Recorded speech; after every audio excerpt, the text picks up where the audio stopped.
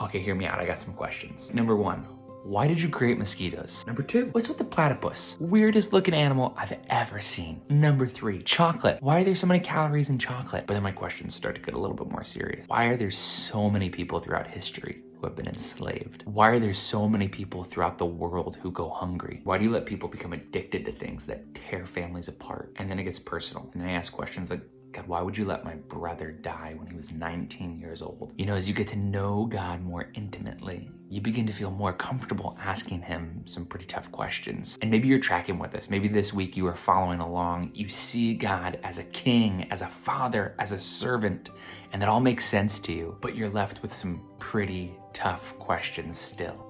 Are you with me? In the Bible, there's this character named Job who lost home and possessions and family, and his loss was personal and catastrophic. And he did the good churchy thing.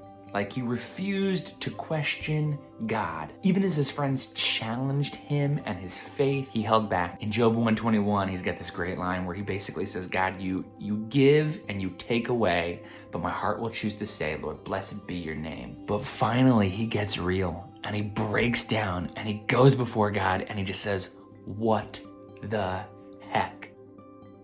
And in their great relationship, God responds. And you would think, oh, this is gonna be good. God is about to give us the answer to what has happened. But instead of God coming back with some comforting explanation or the reminder that everything is gonna be okay, he responds this way. He actually challenges Job. He says, do you know what you're asking? Can your mind actually wrap around the answers that I have for you? Can you comprehend everything I know and do? And there's these two lines that God has that just stand out to me. Where were you when I laid the earth's foundation? Where were you when I said to the seas, stop, this far you may come and no further? Here is where your proud waves halt. It might be easy to take that response and grow angry with God, but for me it was a reminder of his vast authority and power. I was reminded of his intricate plan for all things, even the things that I could easily forget or take for granted. And for me, it all comes down to this simple truth. I know there will be a day when my relationship with my brother is restored, and I'm gonna see him again, and I'm gonna live with him for eternity in God's kingdom. I just want you to dream with me for a second. Think about that moment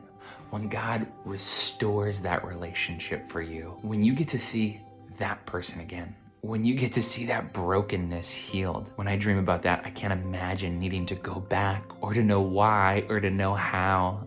I just see myself holding my brother. Our God is healing and restoring and making all things new. It's what the Easter story is all about. There is nothing broken that God cannot heal.